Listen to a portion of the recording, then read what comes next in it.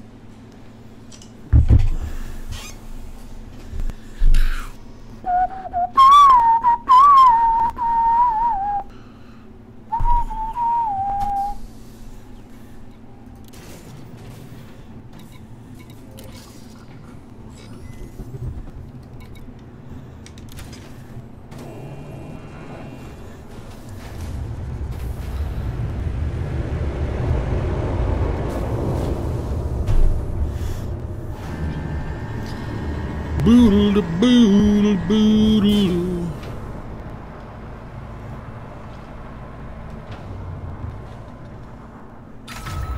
Ship released. Engines engaged.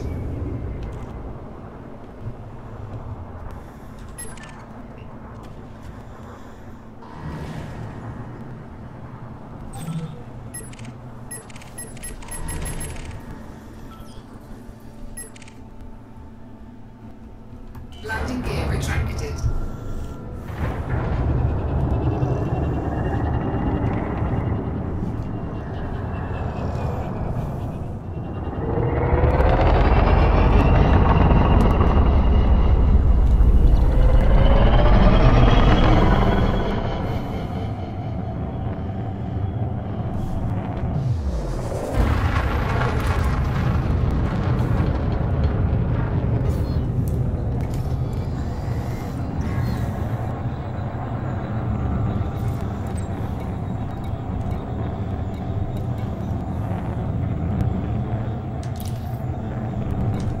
Frameshift drive charging. 4, 3, 2, 1. Engage.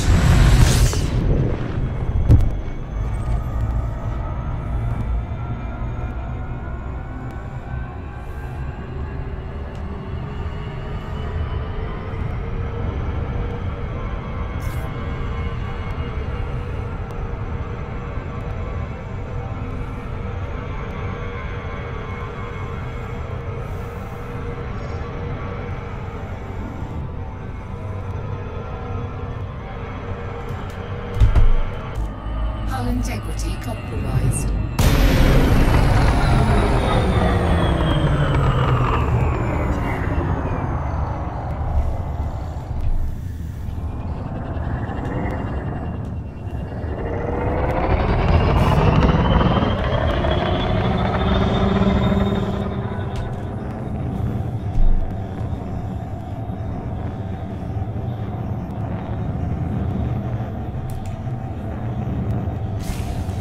Power plant capacity exceeded.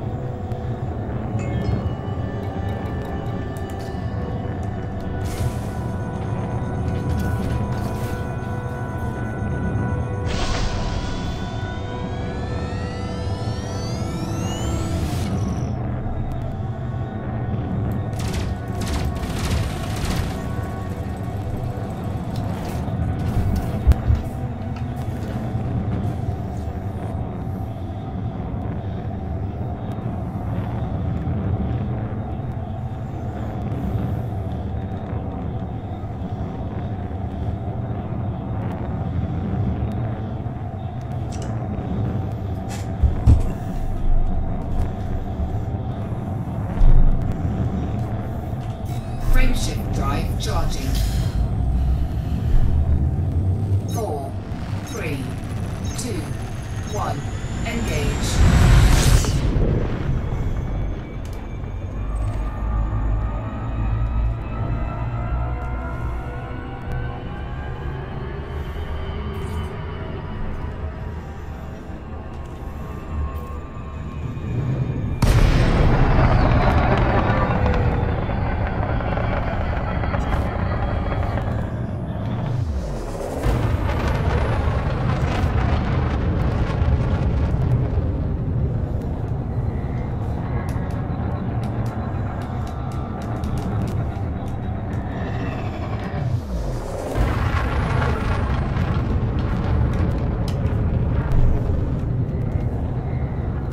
Frameshift drive charging.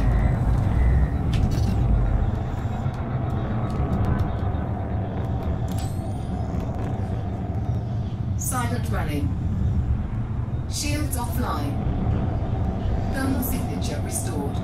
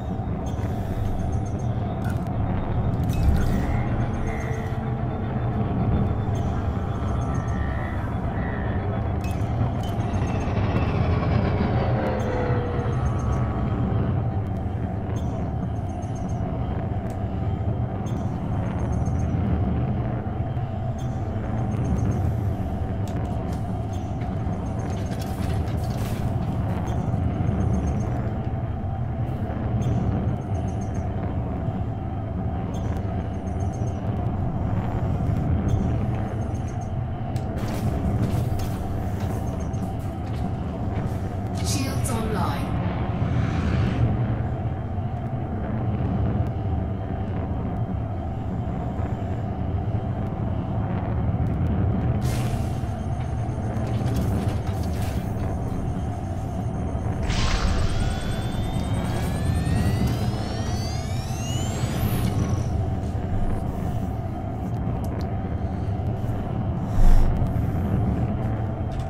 Frameshift drive charging. 4, 3, 2, 1. Engage.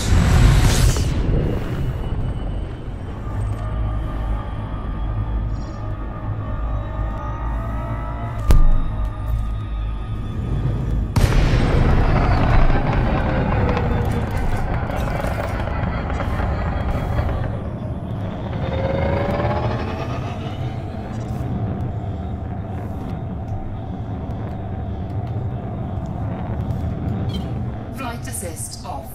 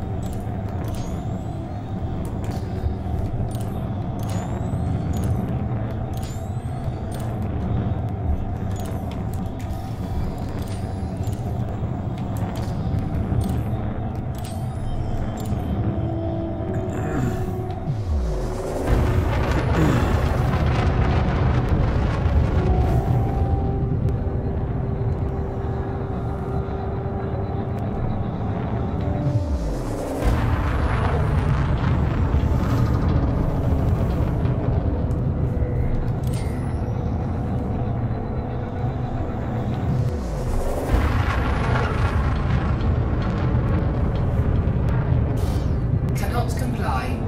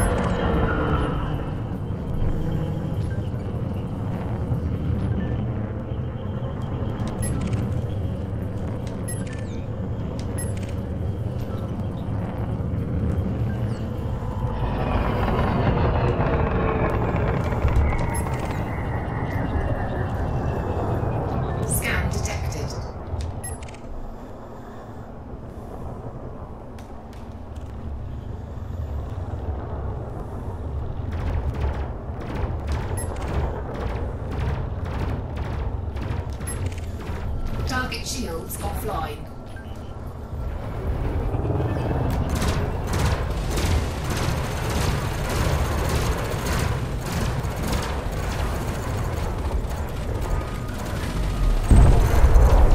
Target destroyed.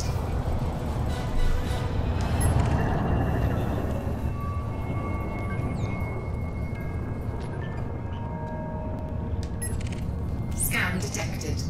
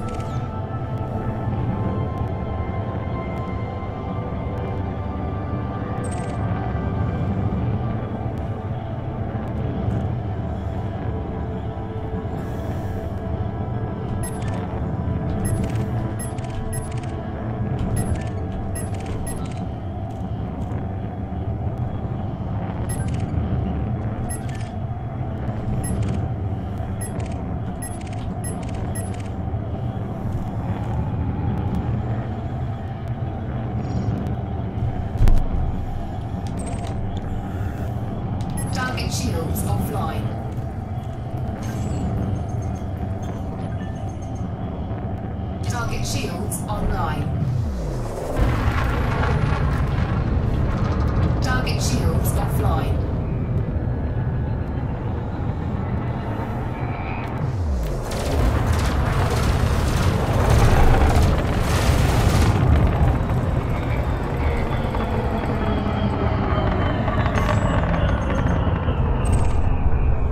Target destroyed.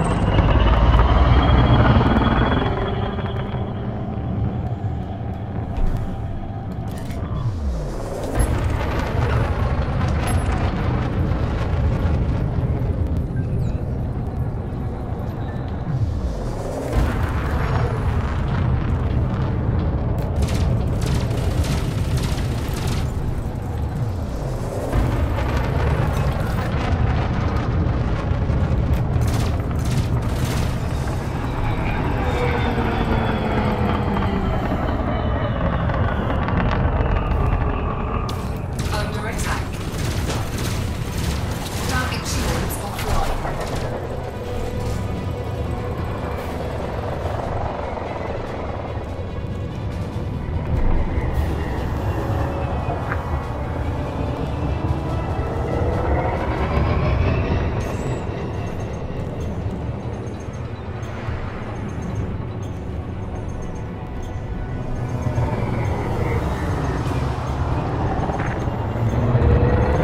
Fuck is that?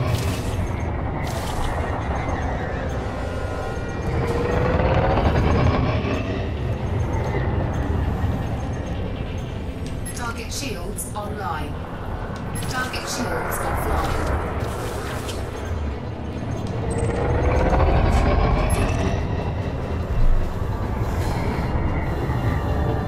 Target shields offline. Target shields online. Target shields offline. Target destroyed. Target shields offline.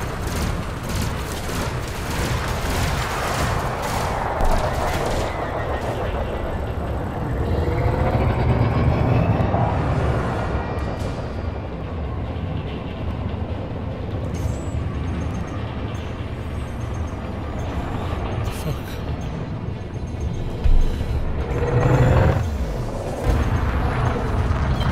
Flight assist off.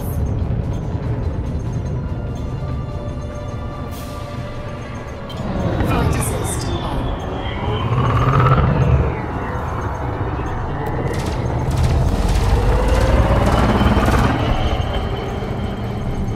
Target shields online.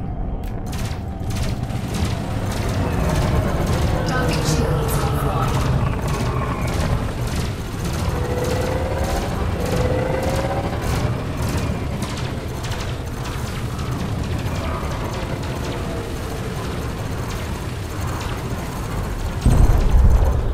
Target destroyed.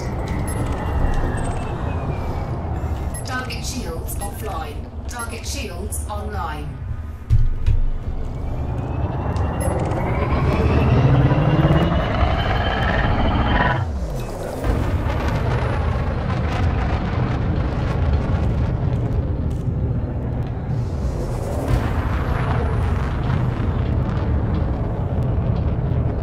Frameshift charge detected.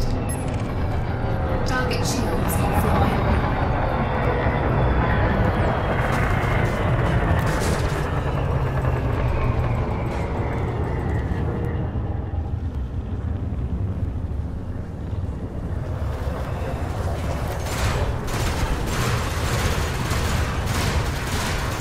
Under attack. Target destroyed.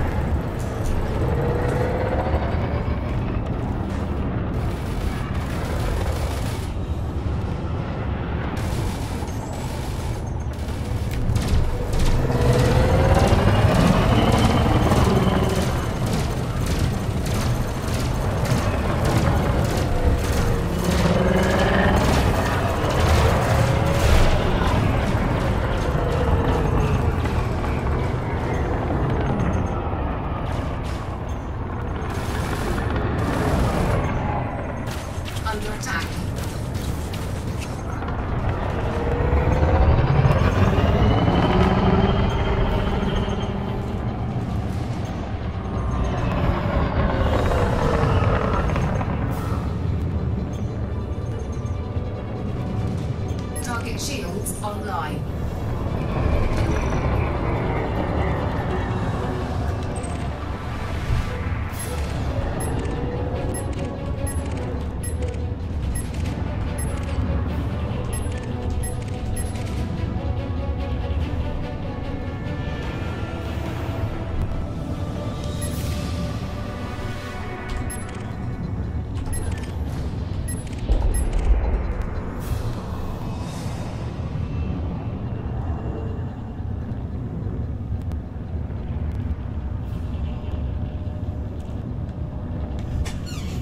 Supposed to be right in front of me.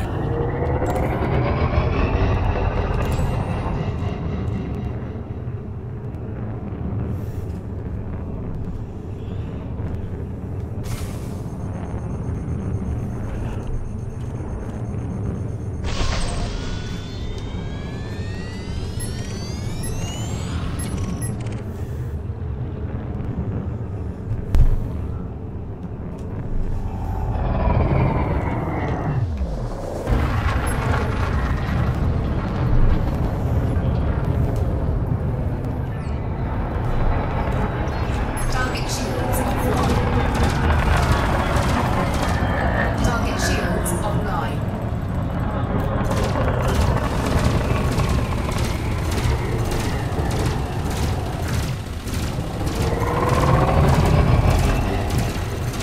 Target shields offline.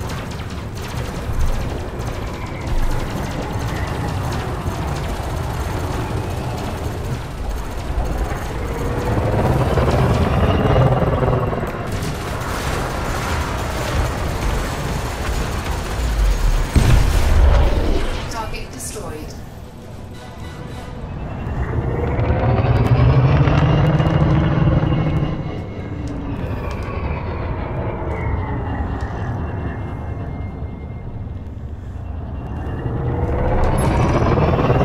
Target shields offline.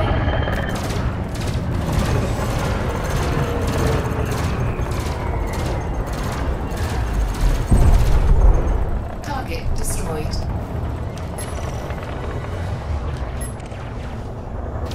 Under attack.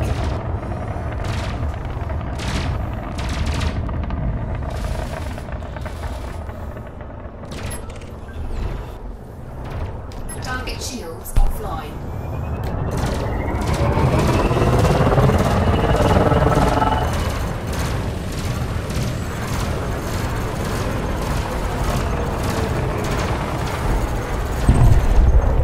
Target destroyed.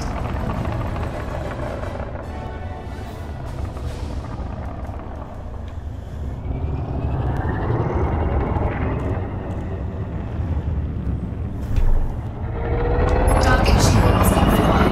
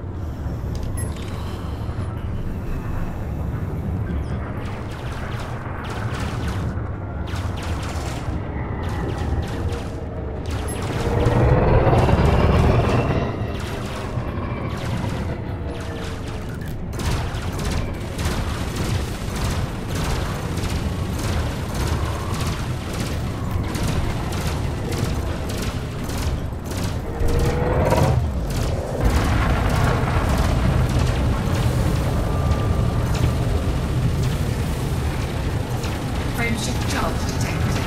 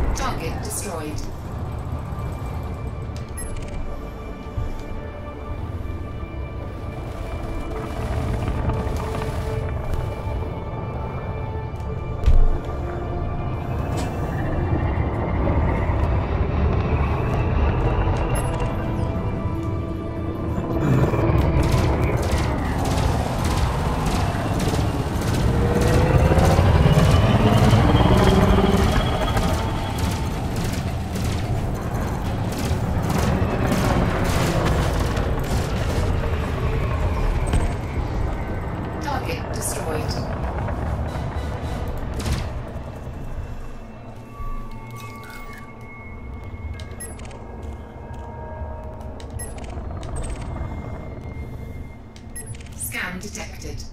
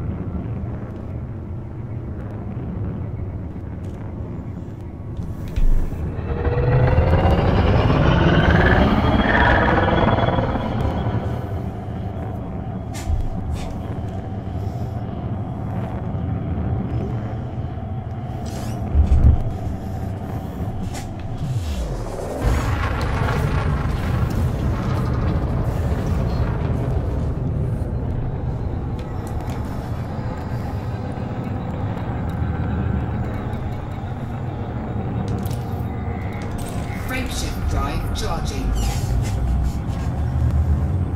4, 3, 2, 1. Engage.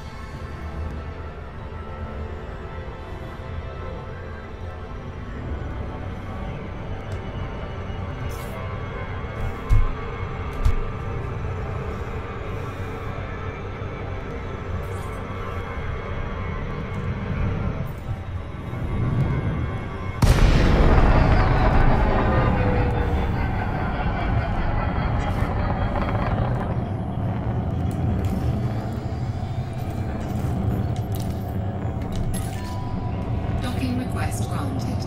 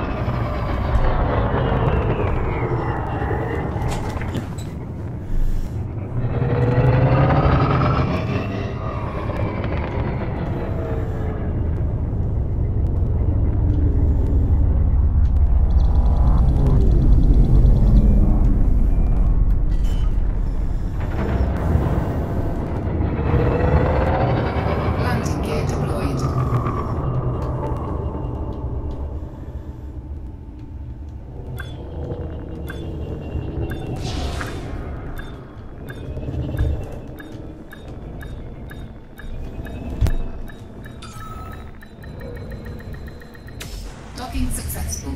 Engines disengaged.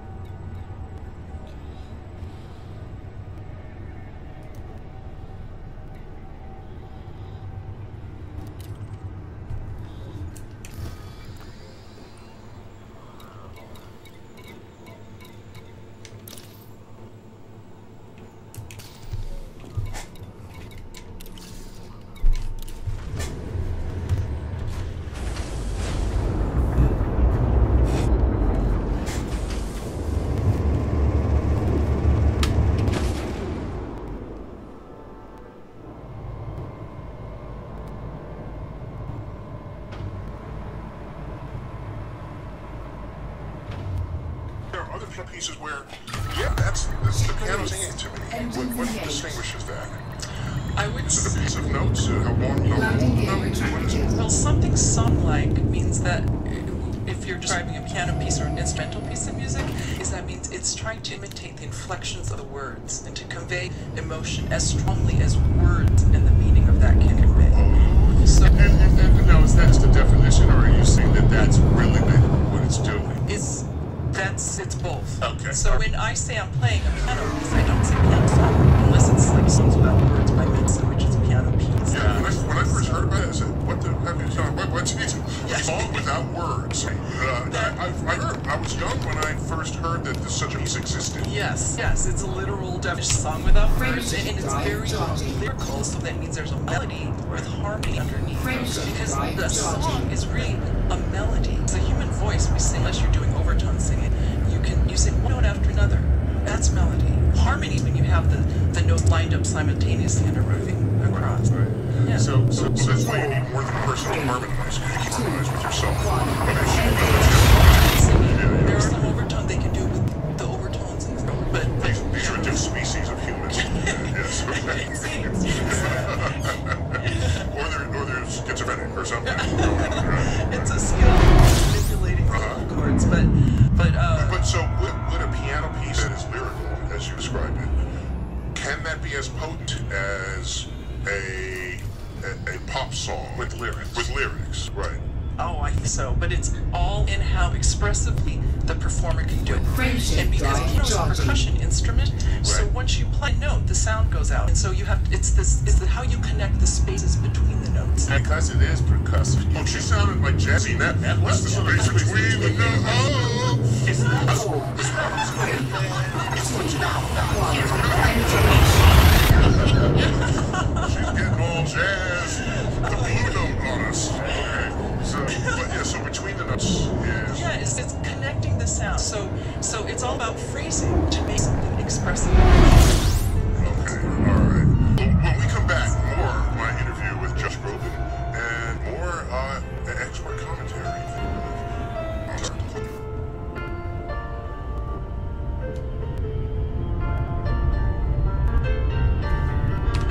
Friendship drive charging.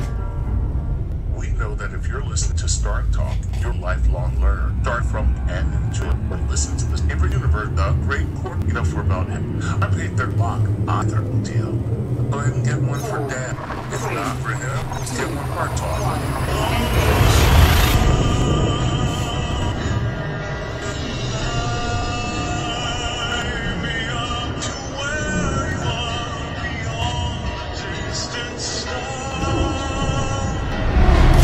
We're back. Star Talk. Josh. Yes. How you doing? We're talking about feature my interview with Josh Groban.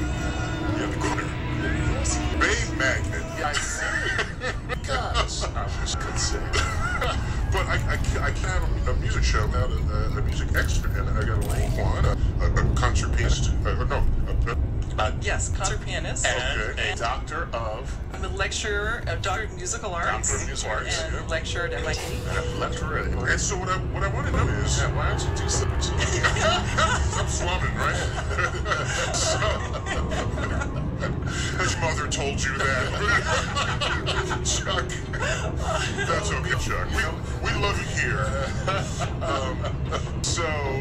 What's curious to me is, we were speaking in the previous segment, impact music without words can have versus music with words. Now, I know if I'm hearing a performer, I like their mellifluous notes, I'm going to be cueing in on the person. And in fact, we have voice print identification, right? They have Yeah. voices have signatures. They have signatures. And you know where most of us first saw voice print identification? Where? In the opening scenes of 2001. Not the very opening scenes with apes. The one with he's coming onto the space station and he goes through voice print identification. Right. They make a whole big deal of this. It says Christian name first and given name second. Or something, or surname, Christian name. You know, that's how I guess they said it. Right. So then I said, wow, so your voice can do that. And so I wonder, can a person be as seductive to a listener playing piano as a crooner can be singing a song? Oh, absolutely. I totally believe that. It might be a little bit harder to identify, but it's To see who's playing. to who's playing exactly. But Would it have more to do with the instrument or the style? Because, for instance, in jazz, you totally know when Charlie Bird Parker is playing Because you get style. because you got the style of Charlie Bird Parker, Yeah. but also he played a certain saxophone. yes, You understand sure, what I'm saying? yes, So, right. so which one's more important? Is it the style or is it like the actual instrument? I think it's the style. Okay. Because today, especially for recording, there's so much editing that goes on. But they're not necessarily editing how somebody interprets a piece of music. So, you can tell a lot That's within the notes that have the key. Yes, exactly. There's so rubato, which is the term for when you take time away and give time. It's that give and take in music, the slowing down, speeding up. That is very personal. What you call rubato, yes. Like so Chopin's music, I mean, his is full of rubato. There's Let me some Oh, it would be boring if you didn't have some rubato. Del Rigato is still rubato. Yeah. Exactly. That's why mechanized playing it just never is effective because there's no bottom in there, and that just goes back to breathing. But you can identify that with certain performances. There's maybe a tense. Well, Josh songs, you know, they're like liquid seduction for acoustic seduction. Let's find out. We talked about this. Let's find out what he said. Okay, so you're a crooner, and the women just can't stay away from you. Well, And you know the feeling. Come on, this is we're very similar areas there. now here, You start talking about multiverses and the pianist is rock. well, let me ask you. So you start singing, and the piano goes, and it's like acoustic panty. It isn't.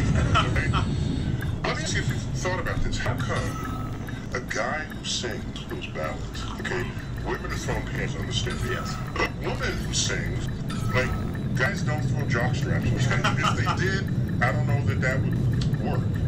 It's not symmetric. It's not. I want symmetry in this world, and I don't understand that. Okay. There are attractive singers, but a guy like it's just because she's attractive, not because Yes. she sings great. Whereas guys, man, you sing, they're chasing you down the street. I would imagine part of it is just convenience. I would imagine if you're wearing a skirt, it's easier to get the panties than if you're wearing like Levi's. You know, and you have to take off. Just it gets really technical now. But yeah, I had a thought but about if that. you're like me and like to wear your underwear over your jeans, There's a geometry then problem. Of there is. Yes, it's way too difficult. You would be kicked out of the venue for lewd behavior long before you were able to get your strap on stage. Right. So Practical. you're right. Yeah. If ever I get a jock strap on stage, I may start to kind of think about how I rewrite some character. So what percentage of your fan base is female, would you say? I would say the scientific percentage of after we've done has been 103%. 3% could have a sex change and still be. That's exactly right. Yes. Yes. A few men have now gone to Thailand and come back Build the as sex change as fans. Yes. factor. Yes. Presumably your audience at a live concert not 100% female. So women are bringing their guy. And then there you are. Yes. And what am I doing sitting next to a woman? It is my job to make the gentleman in the audience feel great by the end of the night. Not only Because you know we can still kick your ass. That's exactly right. Yes, I have the wrestling arms that you have. So, you know, I rely on singing and wit to win The them wit. over. So Yes. is comedy, humor? So yes, you know, I'll explain to the guys in the audience. Well, first of all, a live concert is your opportunity to give them what they know, but also to, you know, to win people over. You know, you want to give people what they didn't know they wanted as well. So when a girlfriend or a wife or a mom or whoever brings their son or brother or husband, even if they drag them along, it's really my goal by the end of the night to say, A, I really enjoyed that from a creative standpoint. And B, for them to understand, I'm here to help them. You know, this is just 2 hours of a very long night, wink, you know, and I want them to have an amazing, I want them to feel good out their investment coming to a Groven concert.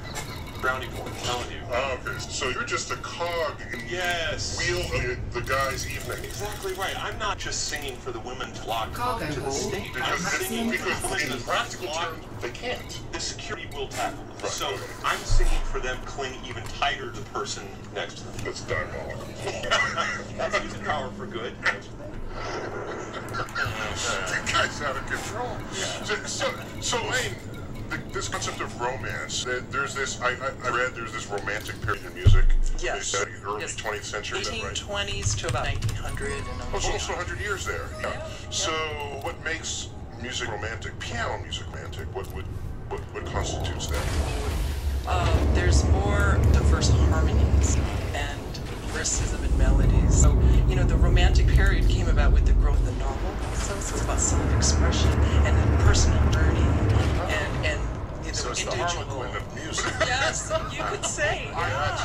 Essentially. So Yes. they coincide. All this music has a little sort of Fabio. Yes. Engines engaged. You know, Landing gear active. at that point, I mean, music was tonal. Tonality came in the 20th century, but the tonality was starting to be expanded. So, tonal music means you have a home base and key center. And romantic music started to stretch those boundaries. So you're living more on the edge. You're going into maybe more dangerous parts of your life journey if you're telling a story through music. Okay, so you're stretching the boundaries. Like a good novel would be, because the novel takes you there. Yes, and you don't know what you're getting into. It's 50 exploration. Shades of Scale. Yes, and by the end of the romantic period, possibly, pieces got longer. Because I guess, what's the one I think, Rachmaninoff, his second Piano concerto? Rocky 2, I think I've heard it called. It's used a lot. Right. Is that the one? I feel like swaying to it. So have you played, do you do I romance? love romantic music, Oh. yes. I love that era. I love Rachmaninoff, Okay. definitely. His preludes, his concerti. But the CD I just did. Well, you love Rachmaninoff. I'm told he had one of the largest hands of any performer. That's what the girl said. That's why I'm asking. He had an octave in, I don't know, 2 or 3 note span. It's pretty. Wow, that's big. Yeah, I show a photo to my MIT students, and his knees are way up. Yeah, you need to He's see a giant man. And apparently a bit stoic. His music was so beautifully expressive. And as was Chopin's. There's a whole field of romantic. Open up your face and let me open them and let me go. Everyone just on to the face and go. Romantic era. Wake me up Feel till romantic it go. while you're playing romantic music so that the listener gets a double hit Friendship there. drive I charging. think it helps if you can put yourself in that mindset. It's not always necessary because of hours and hours of preparing. Sometimes the physical just takes over. Takes Yes, over, yeah, but I think the most effective performances is when audience can feel the mental and the physical. What's that chocolate movie or the Baker's movie where the emotions of the Like water for chocolate. Water for chocolate. Yes, that's the emotion of the chef end up in the food. In the food. People ate the food and they felt That's the start of thick. Because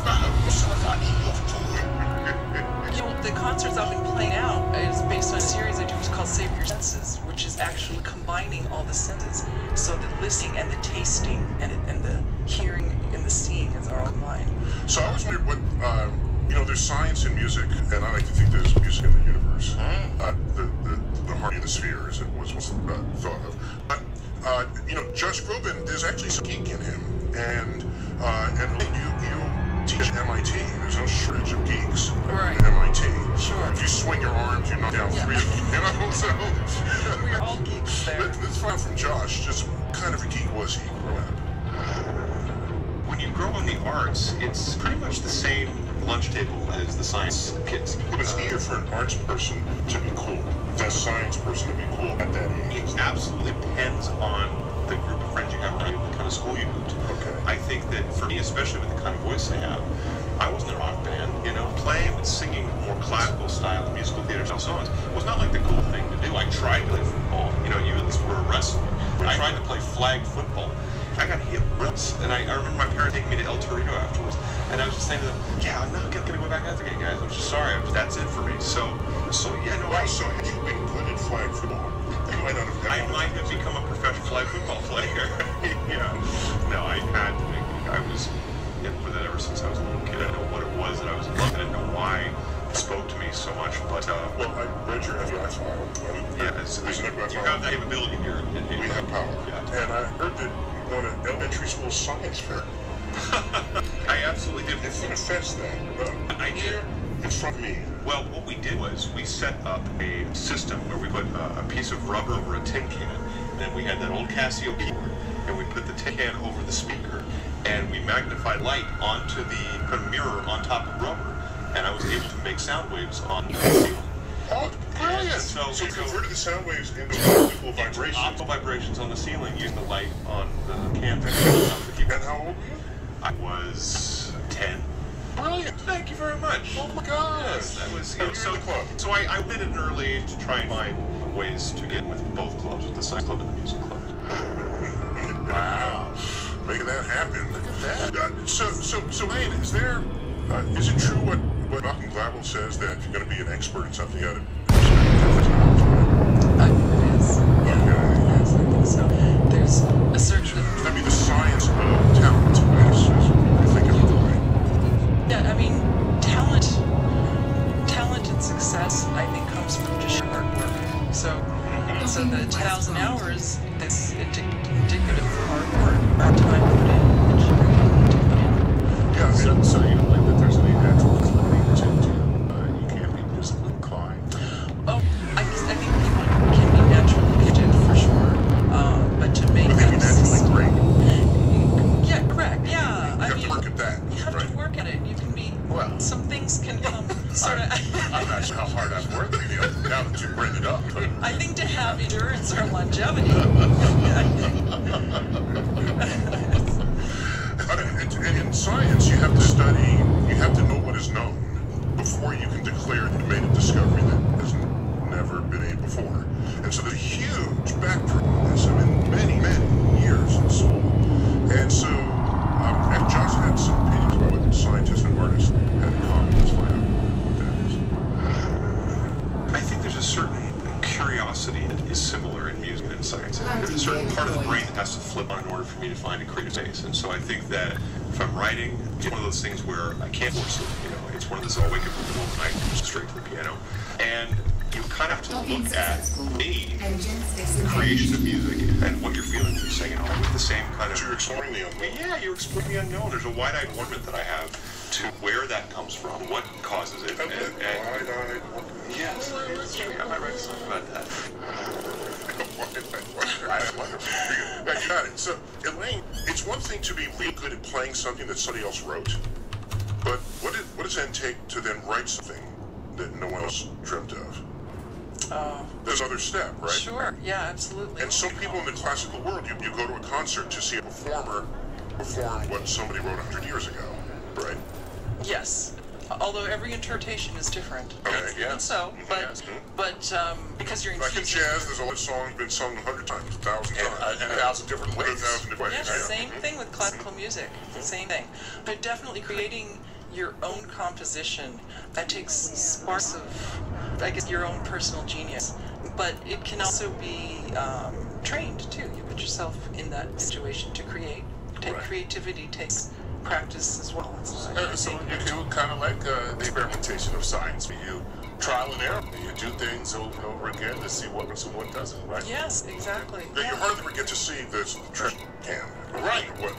Exactly. You only see the finished product. The finished product. You don't see the scads of sheet music that suck. If we saw Mozart's like trash, Mozart you suck. Maybe not Mozart. He was pretty Bad example. perfect. Okay. Bad example. But I know. Beethoven, you can see the scratches Yeah, in the score. Beethoven. Get it right, dude. You're deaf. Yeah. Everyone has their own process. When we come back, more featuring the Star Talk interview with music guru Josh Groban.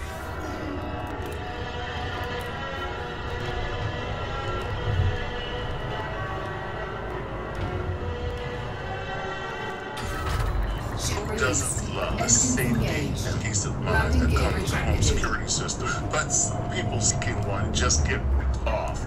Pushy sales guys try to scare you, lock you into a long-term contract with huge monthly fees, and the home security industry wants you. And this is your only option. Well, it's robbery by contract. That's what it really is. And it can cost you thousands. But there's a better way to protect your home. Simply Save Home Security. You get 24/7 professional monitoring, emergency response and protection for just $14.99 per month. And there are no long-term contracts, no commitments, and no hidden fees. Simply Save is an award-winning security system, completely wireless, no landline required, which means no one can cut your line. Tech experts at CNET call it better, smarter home security. Protect your home the smart way with Simply Safe. Learn more at simplysafestar.com. Do it today and receive a special 10% discount and free shipping for your system. Simply Safe. SINPLISAFESAFE.com. That's SINPLISAFESAFESTAR.com. SimplySafeStar.com. Can we invent our way to Tomorrowland? Star Talk's own Neil deGrasse Tyson and Bill Nye the Science Guy sat down with GE creator and resident Sally LePage to explore this question. Together they discussed how invention and technology shape the world around us. Want to know? Well, go to GE's YouTube channel at youtube.com/GE and look for Sally's videos to find out what she's learned. So your top invention in the future would be unlimited energy. Better battery. Okay. Bill, well, battery is 19th century technology. Okay, Don't wish for a better version. Yeah, Electrical energy I want a storage. better buggy whip. Bill, Electrical I want energy a horse that I don't have to feed. Yeah, that's the future. This is Star Talk. When do they say the sky is the limit? When I see fun breaks on the moon, I know the sky like We're back. Star Talk. Yes, sir. Music expert. You teach MIT. I do. What do you teach? I teach fundamentals of music, piano lab, and science and harmony and counterpoint. Oh yes. That the music class. Yeah. I like music. No, you don't. Yeah, so that keeps you, so you see fresh blood coming up every day on that. All the time. I've taught hundreds and tons of students, and in fact, they learned I was coming on a show, and I have a couple of questions, if you don't mind. That they have for me? Yes. Turn Yes. the tables. Oh, yes. So the first one is It doesn't have a name. It has never had a name. But it is true that I've never shaved my upper lip in my entire life. I mean, I've trimmed, but I've never had it like totally bald. But yeah, when I started with a mustache, I could get an X-ray. This is good. Before, like, it was on the internet. You say get into, you mean the theater or the actual movies? Yeah, let me clarify. No, you know, when you're young, you want to look old. When you're old, you want to look young. So I was in that phase. And so I've had my mustache ever since then. It's never, a razor's never been to my upper lip. no name. Okay. Well, And I'm not so creepy that I made my mustache. Yes. Okay. We'll name it now. Generalissimo Cosmos. Generalissimo Cosmos.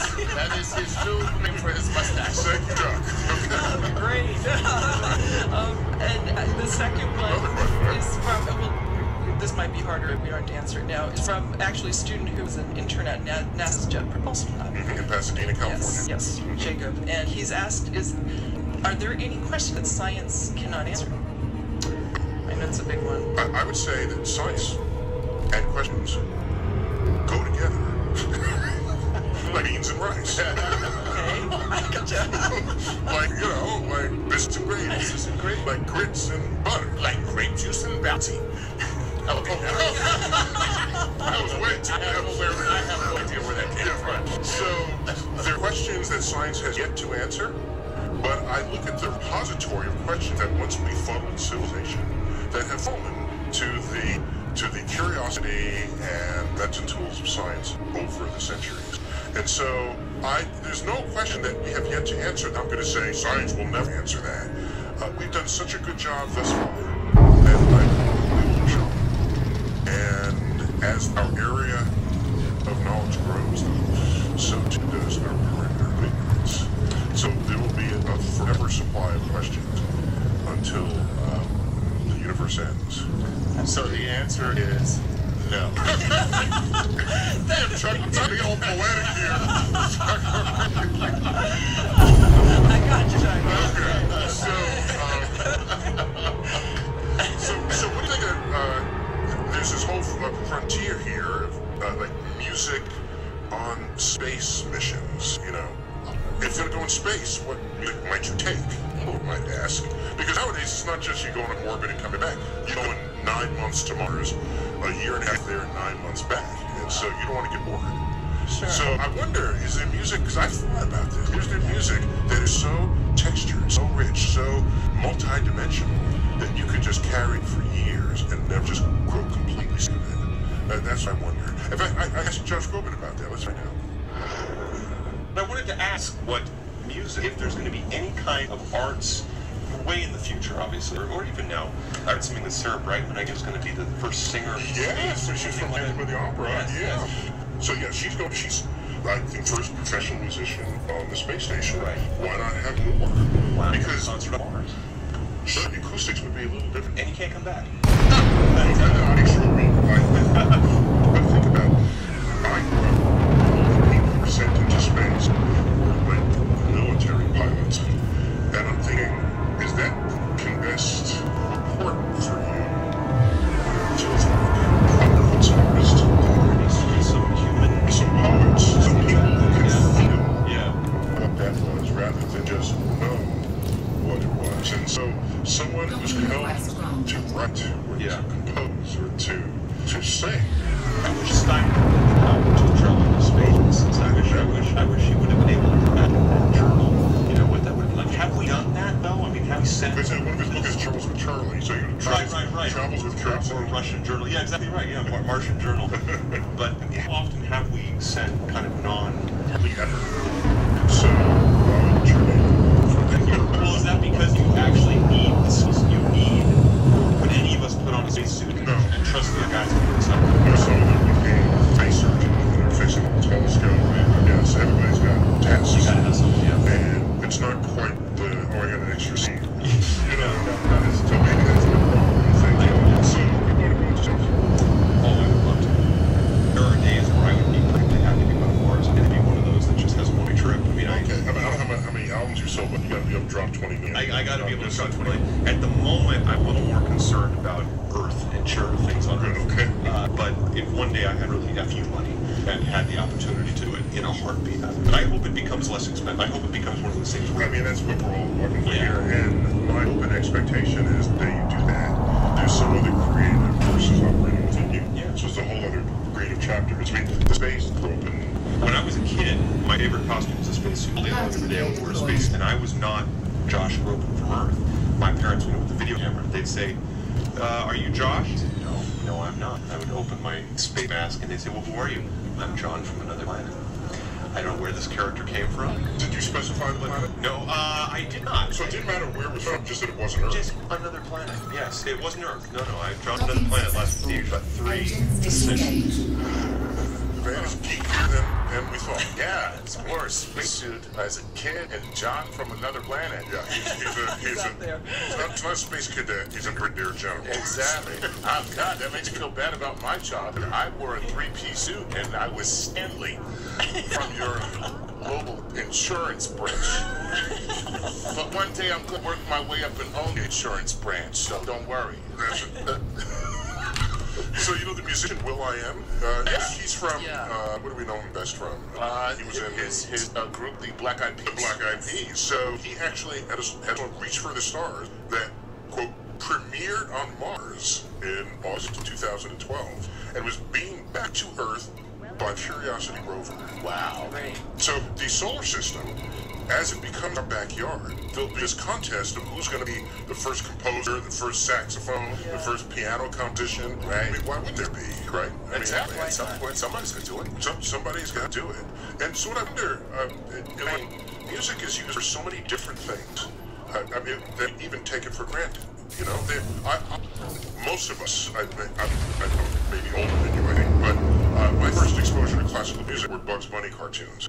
Sure. There was a huge catalog of classical music Yes. that showed up in the backdrop there. Absolutely. And today, you know, there's music being used for like gaming, and so I'm just curious. You're okay with that, especially, of course, in the movies. You're okay with that? Are you a classical music snob and you don't want anybody to touch it? No, I'm not. In fact, but I'm more in the pop culture side of things. So I teach fundamentals, so I can relate to students who have had no experience with classical music.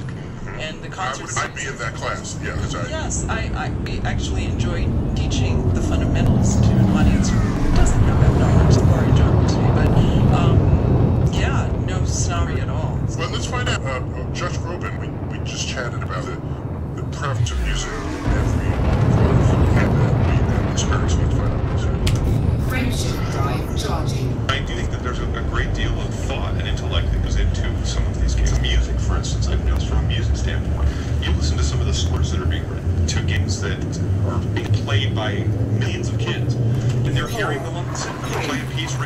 you know, cartoons use the same Every music introduction. I compare them all the time because they didn't know they were getting a classical music education. And it's like, well, cartoons, you know, come on. And when I heard baptism was Disney's Fantasia. Yeah, of course. But video games are doing the same thing. There was some wonderful music games. Hollywood Bowl now is doing a video game, and they'll do the Hollywood Orchestra play. There's some great themes. How often have you performed at Hollywood Bowl? I performed about 4 or 5 times. In physics, the acoustics of the geometry of the Friendship chairs Drive matters. Charging. Does that hold up? The acoustics it looks like it should have? Like it- the amphitheaters of ancient Greece? It does. They've renovated it. Because it's still a show, right? I mean, It's still a show. yes, it is. It's not So the sound doesn't go behind you, it reflects forward. It reflects forward. That's either good or bad. Well, it is good. You still have to have their speakers there at Network are great, and of course, when you listen to what it was built, which is a full symphony concert, it sounds phenomenal. When you're putting solo pop and rock and that kind of thing, you're at the mercy of the guy in front mixing. I felt the same way about Carnegie, Uh-huh. where it was designed for pre-electricity. Yeah. And now I would like to rock. I saw Jay-Z there. Well, it's like, I don't know if I like that. It was just you. Yeah, it was Very heavy and huge anchors on the right. I'm not at all a snob about that stuff. I think that it's great that different artists come into halls like that. I think that way back when, you know, when halls like that were first being made, you know, Mozart, the classics, that was the pop music of the guess day. so, So, yeah. so I think it's great that all different types of artists, you know, play there, but then it's their responsibility, I think, to make sure they have soundtrackers that may sound appropriate to the venue. I think that's important. So, Elaine, what's the status of concert venues today? The acoustics of it. Is it good? Is it bad? Is it have we plateaued? Well, Is there room for movement? I think there's always room for improvement, you know, based on funding to get a new, you know, performance space built. Of course, the old standards are wonderful. Carnegie Hall, Lincoln Center, I mean, these are designed to really to enhance, you know, the instrument. But, you know, especially classical musicians are finding different places to perform now. You know, we're losing an audience to a certain extent, and so performers are playing in rock clubs, in lounges, in, you know, small cafes. You're bringing Clark. Yes, right, exactly. This is what we're doing these days. So maybe that's more important than the detail of the acoustics, just getting music out there. Yeah. Yeah, getting the music out there. I mean, of course, it's a gift to be able to play in a fantastic venue. I love playing at Carnegie Hall just because of that. It's like See, that's one of the cool Well, things. just like that sense, I love playing at Carnegie. I love thinking about playing at Carnegie Hall. She loves playing at Carnegie Hall. She can actually answer a joke. How do you get to Carnegie Hall? She can personally answer that joke. That's cool. But the cool thing about it is, like in New York, you can go to certain parks to see people playing chambers, and they're like really great musicians, but they're just playing for the love of playing and getting the music out there. And I think it's really important that that happens because it gives people appreciation for the music. right. Yeah. So music has the power, it seems, to cross culture like nothing has ever before. Yeah. Right. And I asked Josh about that to get his take on music culture. You're probably most popular in America, but we're second most popular.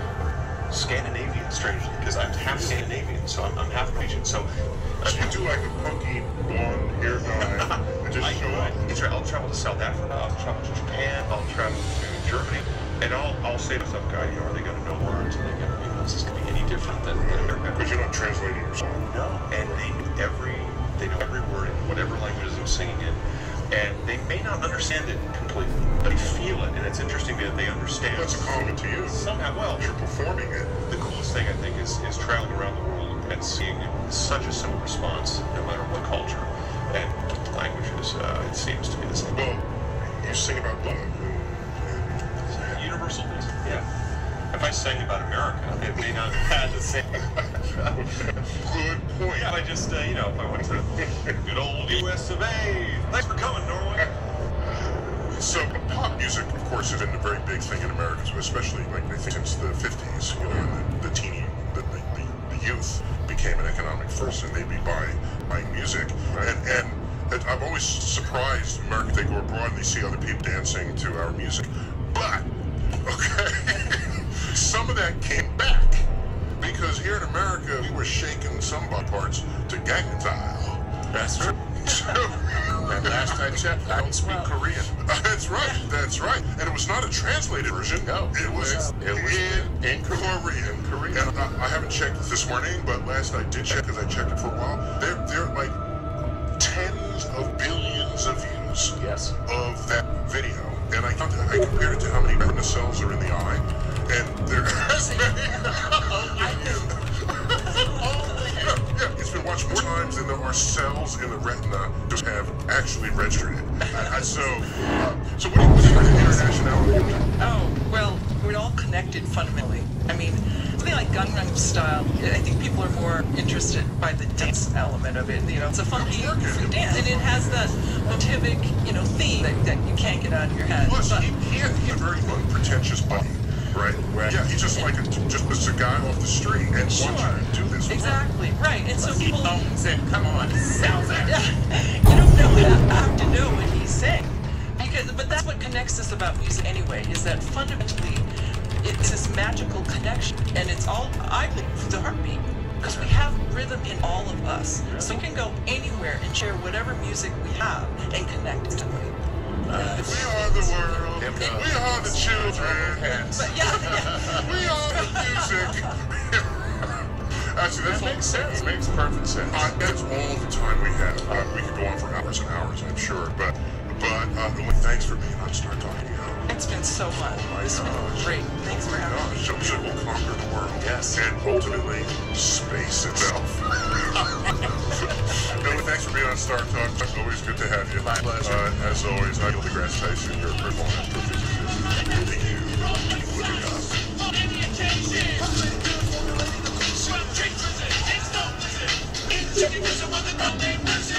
Science like Galileo dropped the orange.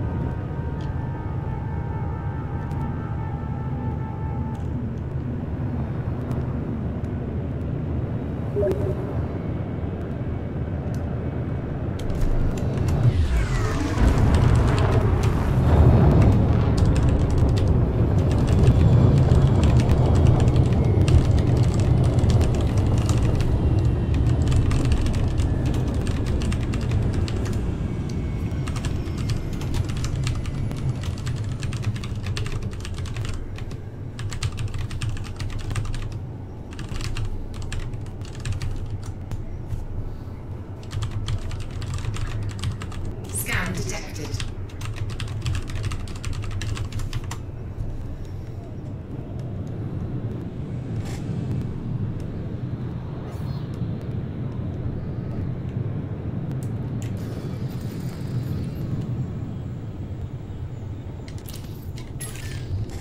Docking request granted.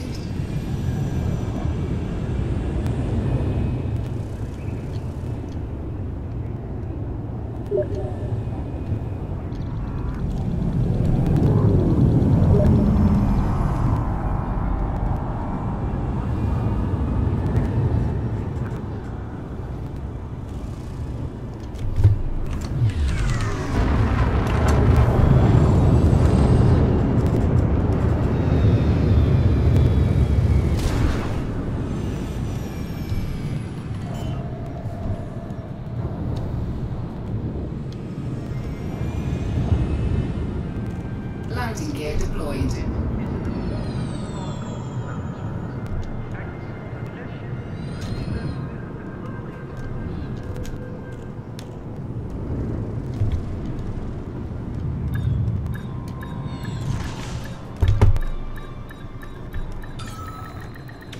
Docking successful.